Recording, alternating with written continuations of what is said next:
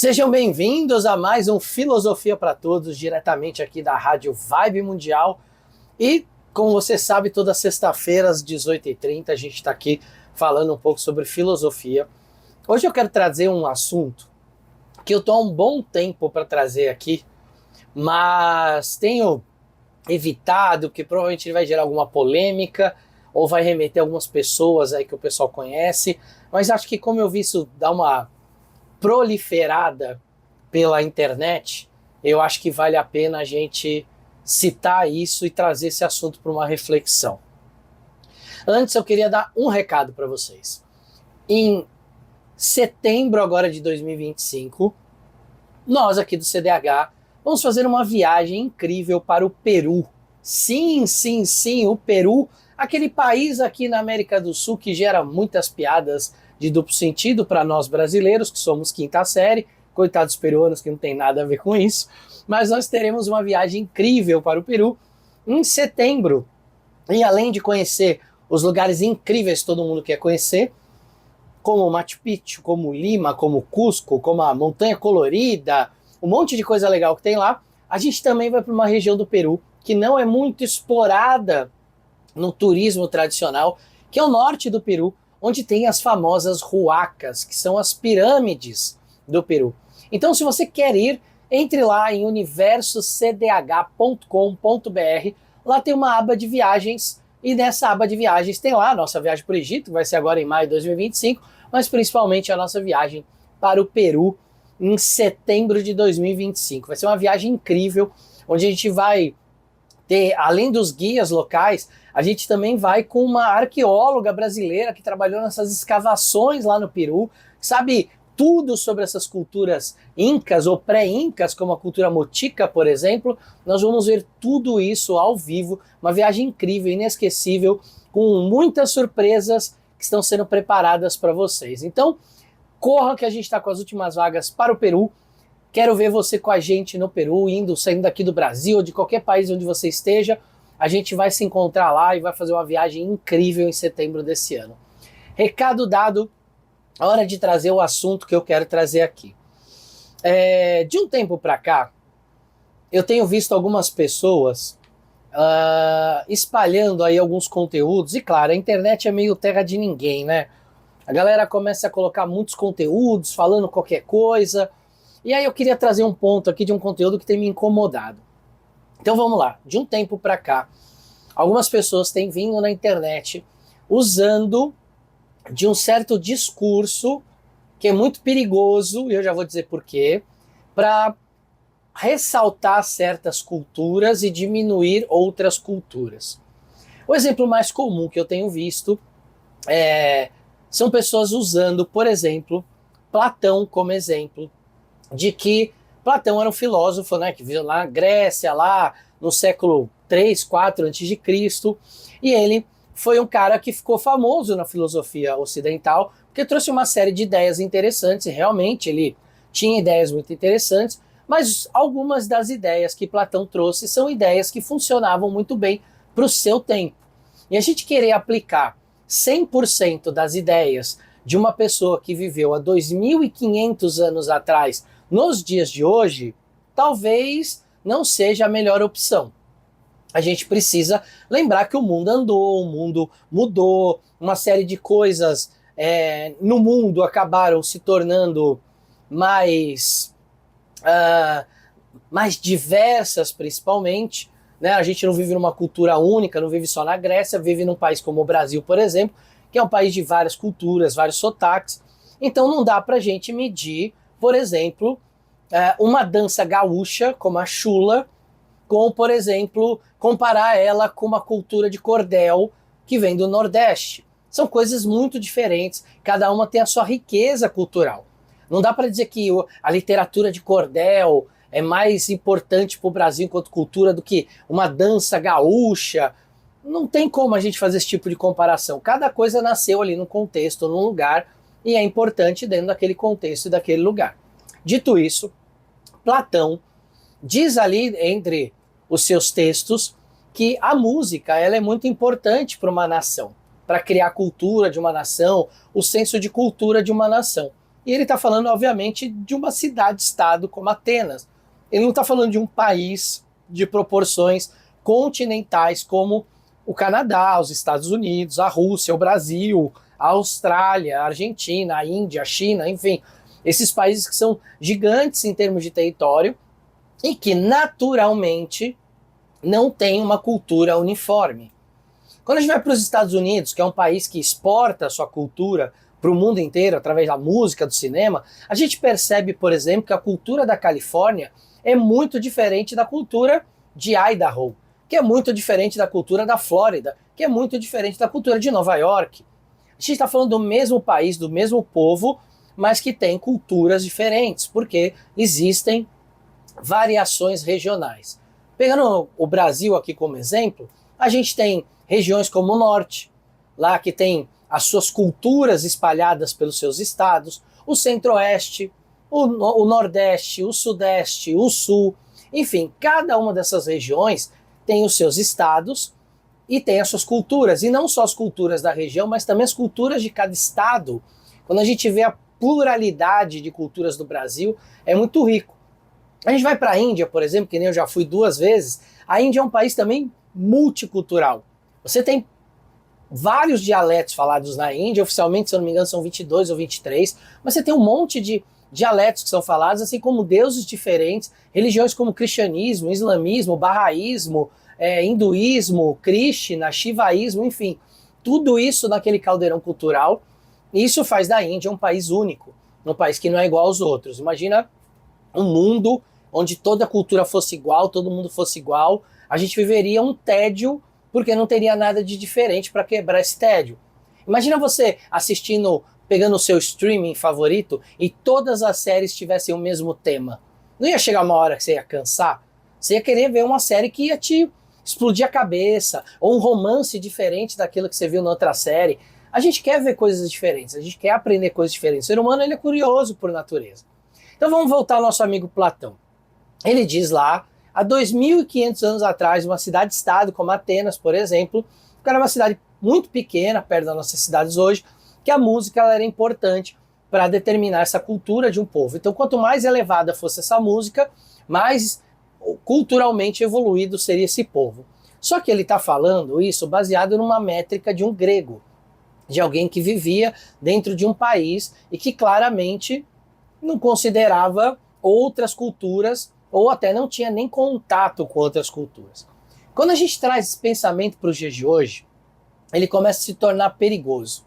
Por quê? Porque, vamos lá, qual que é a justificativa que tem por trás desse pensamento que algumas pessoas dizem na internet?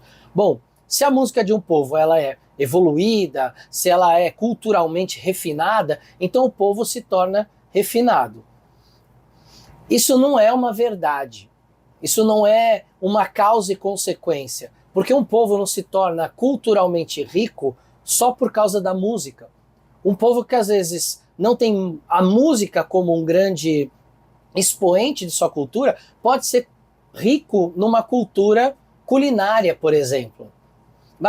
A Itália é um país que tem lá suas músicas regionais famosas, como a tarantela, por exemplo, mas não é o tipo de país que costuma exportar grandes sucessos internacionais da música. Tem alguns muito importantes, tem vários importantes. Você deve estar lembrando aí de vários, sei lá, o Andrea Bocelli, ou outro cantor aí como Pavarotti, alguém de música clássica, ou até bandas, por exemplo, que fizeram sucesso saindo da Itália. Mas não é tão comum quanto a gente tem, por exemplo, na Inglaterra e dos Estados Unidos, que toda hora os caras parecem que estão produzindo uma banda, porque culturalmente aquilo funciona para o mundo inteiro, porque existe um processo para que aquilo seja aceito. Então, quando a gente olha para a Itália, a gente vê que a culinária da Itália ela é riquíssima, ela influenciou o mundo inteiro, ela exportou isso para o mundo inteiro. Quantas vezes você não come pizza aí no mês? Come um nhoque, um macarrão, uma pasta. O quanto não tem da cultura italiana espalhada pelo mundo, e aqui no Brasil bastante, né? Vários imigrantes vieram para cá também. A culinária italiana, então, quando eu estava na Índia, né, você vê restaurante italiano, você vê restaurante italiano no Japão, na Austrália, você vê em lugares que, teoricamente, a cultura é muito diferente, mas que acolheram essa culinária de tão importante que ela é. Então, não existe uma causa e efeito direto ligado a uma a um refinamento da música com a cultura de um povo. E outra coisa, o que é que define um refinamento de uma música? Tem uma série de fatores musicais que podem ajudar a criar alguns conceitos para isso. Mas, em geral, para 99% da população que não entende de composição musical e tudo, o que nos torna afins de uma música é o nosso gosto pessoal. Isso é o que normalmente faz com que a gente escolha o que a gente vai ouvir. É ou não é? Ou você ouve coisa que você não gosta o dia inteiro? Ah, vou colocar umas músicas que eu não gosto aqui para fazer faxina e trabalhar, que vai me ajudar. Não, não vai te atrapalhar, porque é aquele tipo de coisa que te incomoda. Então vamos lá, olha só, a gente está construindo aqui uma linha de pensamento. Não existe uma relação direta entre as coisas. A música ela pode ser um dos fatores que compõe a cultura do povo, mas ela não é o fator determinante para dizer que aquela cultura é ok ou não é. Outra coisa é a métrica. Se eu olho, por exemplo, uma cultura de um povo muito diferente do meu, eu posso estranhar aquilo e achar que aquilo não serve para mim. Mas isso não quer dizer que não sirva para aquele povo. Então as nossas métricas, elas funcionam baseadas no local onde a gente nasceu. O local onde a gente nasceu determinou muitas coisas inconscientemente para nós, como por exemplo a religião que a gente segue. Muito da religião que a gente segue tem a ver com o lugar onde a gente nasceu. Se a gente tivesse nascido em outro lugar que não tivesse acesso à religião que a gente tem aqui, a gente provavelmente seria de outra religião, porque a gente nasce dentro de um meio que acaba nos influenciando. Bom, o que é tido então com a música refinada?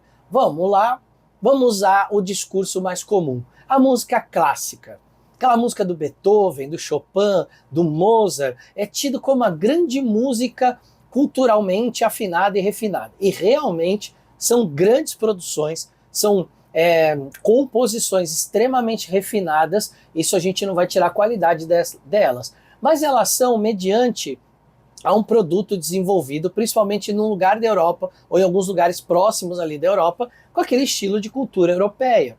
Quando a gente ouve, por exemplo, uma música do continente africano, de um país específico, que tem uma cultura muito forte, uma música alegre, animada, com batuque, é o tipo de música que muitas vezes agrada aos nossos ouvidos também. A gente fala, nossa, que música legal, que animada, que bacana. Quando a gente já ouve uma música latina, animada, a gente também ouve e fala, nossa, que música legal, que música bacana.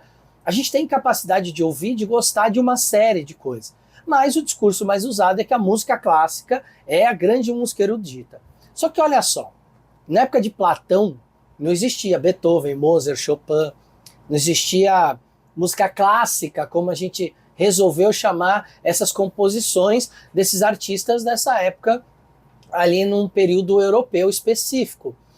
Então, o Platão nunca falou de música clássica, ele estava falando da música grega que ele conhecia naquele momento. E ele nem ia conhecer no futuro os tipos de tantos estilos musicais que a gente tem. Olha só, gente, há muitos anos atrás, a gente chamava muita coisa de rock.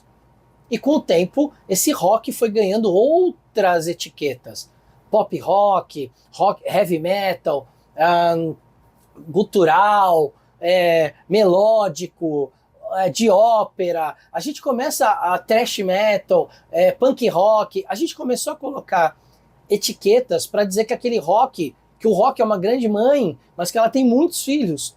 E que tem muitas pessoas que são esses filhos que tocam essas questões, essas músicas diferentes. Então o Platão ele não tinha essa noção para onde o mundo ia. E aí falar que um estilo de música ele é superior ao outro começa a ficar perigoso, porque ele é uma afirmação de que um estilo cultural ele automaticamente, pela métrica daquela pessoa, ele acaba suplantando os outros estilos musicais culturalmente falando. Isso é perigoso porque isso é uma forma de uma cultura dominar as outras culturas e acabar matando as outras culturas. E aqui eu quero dar dois exemplos para vocês entenderem essa história. Quando o rock surgiu, o rock ele era abominado por muitas pessoas, porque ele era considerado um ritmo do capeta. O Elvis, quando dançava e mexia os quadris, aquilo era visto como altamente sexualizado, aquilo era visto como o fim do mundo. E hoje a gente ouve Elvis Presley, a gente nem lembra dessa sexualização da década de 50, 60, que a galera falava isso. O rock hoje ele é muito diferente do que ele já foi, ele abriu em muitas facetas também. Mas se você gosta de rock, saiba que o rock já foi perseguido. O rock já foi um tipo de música que não era considerado o tipo de música elevado, o tipo de música bacana. Então quando a gente ouve, por exemplo, um U2, um Dire Straits, um AC/DC, um Led Zeppelin, para muita gente daquela época aquilo era a música do demônio, do diabo. Cuidado com isso, porque muito do que se fala de certas culturas hoje pode ter um discurso um pouco diferente, mas a ideia é a mesma, de demonizar o conteúdo para que aquele conteúdo seja anulado, sobreposto. Aqui no Brasil a gente tem uma discussão muito forte com relação ao funk.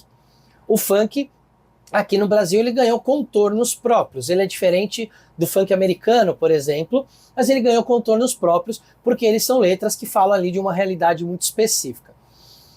Normalmente as pessoas que criticam o funk no Brasil são as pessoas que não entendem direito letras de músicas americanas, por exemplo, em língua inglesa, porque muitas letras de música americana que são sucessos, são letras ou literais com relação a termos sexuais, ou muitas vezes de maneira metafórica, mas o conteúdo sexual está ali também. Então será que a gente não tem um pouco de síndrome de vira-lata? Fica essa pergunta. Aí você vai me dizer, mas Léo, tem umas letras do funk que são extremamente agressivas, assim, falam de umas coisas de um jeito muito forte. Então o que eu posso te dizer sobre isso? Não ouça, se você não gosta, se você se sente incomodado, não ouça. E se você tem pessoas ali próximo que você não quer que ouça, não consuma esse tipo de conteúdo dentro da sua casa. Ensine que tipo de conteúdo você quer que seus filhos consumam. Depois, quando eles se tornarem adultos, eles vão ter o livre-arbítrio deles para escolher o que eles querem consumir com relação a isso. Mas o que eu vejo hoje é uma grande preocupação de bater nos estilos culturais diferentes e ressaltar um estilo clássico como se ele fosse uma grande associação a uma alta e refinada cultura. A gente teve compositores clássicos aqui muito fortes, né? Como Vilas Boas, né, por exemplo, e a gente tem esse tipo de música aqui no Brasil também, mas a gente tem um monte de música diferente. Porque no começo, a ideia dessas ideologias é de atacar uma cultura que é muito extrema.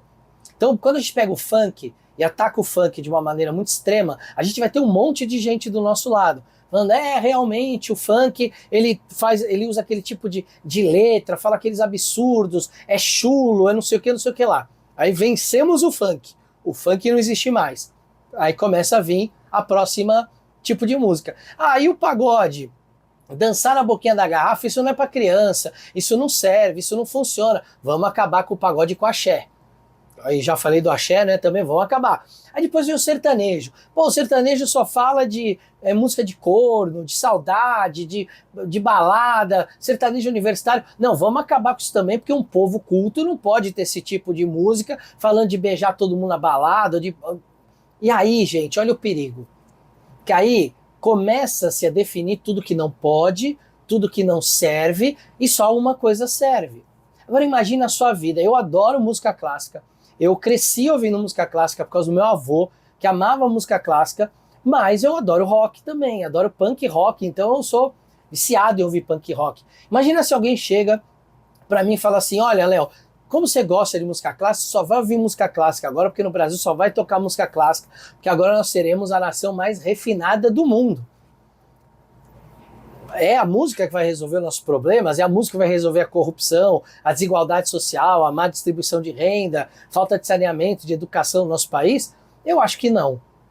Mas a música pode prejudicar, porque tem estudos, realmente tem estudos que mostram que determinados tipos de influência podem levar a determinados tipos de comportamento. Realmente tem. Mas por que tem isso? Porque a gente acaba isolando essas coisas. A gente não fala sobre isso, a gente não trabalha isso de uma maneira adulta e madura na nossa sociedade. A gente prefere apontar o dedo, xingar, falar e esconder. E olha que coisa mais louca. Eu fui ultimamente em uma formatura de colégio, né? Dessas que a galera tá saindo do colégio para ir para a faculdade. E recentemente conversei com alguns amigos meus que estão com os filhos nessas idades. E o papo de todos os pais era: tocou funk na formatura do meu filho. E aquelas letras que ninguém aguenta, aqueles absurdos, não sei o quê. Mas por que tocou? Porque as crianças queriam, os adolescentes queriam. A resposta foi unânime. Os adolescentes escolheram e brigaram com os pais para ter aquilo. Então olha só, até essa família que tá ali falando que isso não presta, que isso não serve, que não sei o quê. E aí chega na hora da formatura, o filho escolhe, o filho quer, o filho consome aquele conteúdo, tem alguma coisa errada aí. Porque primeiro, ou você causou uma repressão tão grande no seu filho que ele quer libertar dessa repressão e ele vai para o caminho mais longe do que você acredita para justamente mostrar para você que ele tem uma personalidade própria. Ou o seu filho sempre gostou disso e que você não sabe nem o que seu filho gosta. Porque aí chega na formatura, você fala, ai meu Deus, vai tocar uma banda de funk que não sei o quê, e toca. Mas isso mostra o quanto as pessoas elas vão se desacoplando da realidade. Talvez se você quiser falar para o seu filho, olha, cuidado com essas letras, para sua filha, olha, cuidado com essas letras, olha o que ele fala, isso não é legal, não é assim que a gente fala, isso é talvez ali uma diversão quando toca em algum lugar, mas não é um negócio, é uma forma de você ir tratando isso. Mas eu não estou aqui para ensinar ninguém a cuidar do filho ou da filha. Eu estou aqui só para provocar vocês a pensarem no quanto é perigoso esses discursos de que uma música é melhor do que a outra. Porque esse tipo de discurso, ele já existiu em uma série de lugares que se tornaram regimes de ditaduras ou regimes totalitários, em que só um tipo de música, um tipo de conteúdo, um tipo de livro era bom para aquele povo. Isso gerou as piores coisas que a humanidade produziu nos últimos séculos. Isso gerou um fechamento cultural de países indo ou para a extrema esquerda ou para a extrema direita de uma maneira tão fechada, culturalmente tão única e tão fechada, que aquele povo achava-se o maioral, achava-se superior a todo mundo, porque achava que a sua cultura era única, e todos esses povos ruíram de dentro para fora. Começaram a ruir de dentro para fora, e alguns tiveram ajudinha também de fora para dentro. Essa ideia de que você é inalcançável, de que você é imbatível, como Roma tinha, só demonstra que os impérios sempre vão cair. Então, não reproduzam esse tipo de ideia, principalmente dentro da magia, que é o segundo, ou do ocultismo, ou dentro da espiritualidade, que é o segundo exemplo que eu queria dar depois do rock. Dentro a magia, o ocultismo, uma espiritualidade que saia do comum das religiões, ela é considerada por quem está na religião como algo primitivo. Essas pessoas que são extremamente religiosas, fanáticas religiosas, e olham, por exemplo, para um terreiro, para um terreiro de umbanda, de candomblé, uma jurema, eles olham para isso e chamam de primitivos. Quando eles olham para a religião indiana, que não é uma só, são várias na verdade, eles chamam o povo indiano de um povo primitivo, porque são incapazes de entender uma cultura diferente. Acham que a sua cultura é um suprassumo, que está tudo certo, que esse é o jeito certo de viver, que o jeito do outro é errado. Isso é muito perigoso. E repetir e replicar esse tipo de conteúdo na internet é o tipo de conteúdo que leva para um tipo de pensamento que é totalitário e eugenista, ou seja, vai limpar aquelas pessoas, seja através da cultura ou seja através de outros meios que a gente já viu aí na história, como alguns casos funcionaram. Então não seja um replicador disso. Aprenda a olhar para as culturas, respeitar as expressões culturais, e se você não gosta, que você não consuma. E se você não quer que alguém na sua casa não consuma aquilo, porque vai ter acesso, faça como os pais e as mães fazem, cuidem dos seus filhos, eduquem seus filhos. Não é a escola, não são os amigos que vão fazer isso, a responsabilidade, nesse caso, é da família. E você pode apresentar essas coisas e contar, olha, isso aqui é uma expressão assim, assim, assado, funciona desse jeito. Esse tipo de conscientização não causa repressão e não causa aquela vontade de experimentar o que é proibido. Ainda mais aquilo que o pai, que a mãe vão achar meio chocante, porque o adolescente ele está numa fase de se descobrir enquanto individualidade. Não repliquem isso, por favor, porque senão a gente vai acabar matando culturas. Coisas que são moda vão e vêm e passam, mas culturas que às vezes são a única forma de um povo ou de uma população experienciar a sua realidade, a gente matar isso, a gente empobrece demais essa população. E ela vai acabar ficando sem um apelo cultural, sem um lugar para buscar essa cultura, e isso também vai causar vários problemas que a gente vai ver no mundo. Então olha só, Não repliquem conceitos ou ideias de 2.500 anos atrás, que talvez não façam mais sentido nos dias de hoje. Algumas fazem, outras não fazem. Lembrem-se sempre de avaliar culturalmente, ver que o ser humano é um ser de cultura múltipla e é o que fez a gente chegar até onde a gente está e ser múltiplo. É o que faz com que você possa, por exemplo, chegar numa rádio ou no YouTube e escolher que conteúdo você quer assistir para você, de alguma forma, consumir coisas que você tem curiosidade, que você quer aprender. Desde que elas tenham a sua responsabilidade, estejam dentro da lei, certo? Um beijo no coração de vocês, esfirras filosóficas, cuidado com esse papinho de cultura superior. A gente se vê num próximo vídeo aqui na rádio.